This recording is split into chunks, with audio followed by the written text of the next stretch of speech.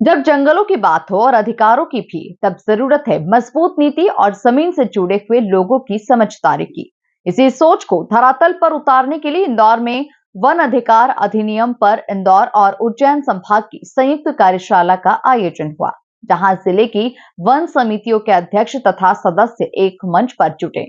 इंदौर के brilliant convention centre में आज ऐसी ही एक ऐतिहासिक पहल हुई, जिसमें कानून की जानकारी के साथ जिम्मेदारी का पाठ पढ़ाया गया।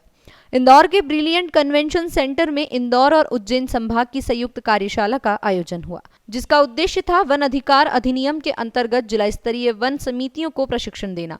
कार्यशाला का उद्घाटन प्रमुख सचिव आदिम जाति कल्याण गुलशन बामरा और इंदौर संभाग के आयुक्त दीपक सिंह ने किया। इसमें दोनों संभागों के जिलों की वन समितियों के अध्यक्ष, सदस्य और कई अधिकारी गण शामिल हुए। संभाग आयुक्त दीपक सिंह ने कहा कि वन अधिकार अधिनियम केवल कानूनी दस्तावेज नहीं है, यह ग्रामीण और आदिवासी समुदायों की आत्मनिर्भरता और सम्मान का माध्यम है। इसका सही क्रियान्वयन जरूरी है। प्रमुख सचिव गुलशन बामरा ने कार्यशाला को संबोधित करते हुए कहा कि यह अधिनियम जंगल में रहने वाले प्रत्येक परिवार को सुरक्षा और अधिकार देने के लिए बना है। इसकी जानकारी और संवेदनशील क्रियान्वयन से ही इसका उद्देश्य पूरा होगा। ब्रिलियंट कन्वेंशन सेंटर ने इससे पहले G20 ग्रुप की बैठक, 51 लाख पौधारोपण मिशन की लॉन्चिंग जैसे बड़े आयोजन की मेजबानी कर चुका है और अब वन अधिकारों के संवर्धन का भी एक सशक्त मंच बन गया है। वन अधिकार अधिनियम 2006 में आने के बाद पूरे मध्य प्रदेश में, बल्कि पूरे भारतवर्ष में जो वन अधिकार थे, इन पट्टों का प्रदाय वन विभाग और ट्राइबल विभाग के द्वारा कलेक्टर के माध्यम से कराया गया। इसके साथ ही जो वनों में सामुदायिक अधिकार थे लोगों के, जैसे कोई सड़क है या शमशान है या कोई स्कूल है या धार्मिक स्थान है, उसके सामुदायिक अधिकार भी संबंधित ग्राम सभाओं को दिए गए। अब जो आज का जो प्रशिक्षण कार्यक्रम आयोजित किया गया है, फॉरेस्ट राइट एक्ट सिर्फ पट्टा बांटने का कार्यक्रम नहीं था, बल्कि फॉरेस्ट मैनेजमेंट का भी ये कार्यक्रम था। और अभी तक जो वनों का जो संचालन, संधारण और संवर्धन किया जा रहा है, उसमें सामान्य तौर पे वन विभाग के द्वारा एक अपना 10 वर्षीय कार्य योजना तैयार की जाती है और जो वन समितियां हैं उनके माध्यम से ये काम होता है।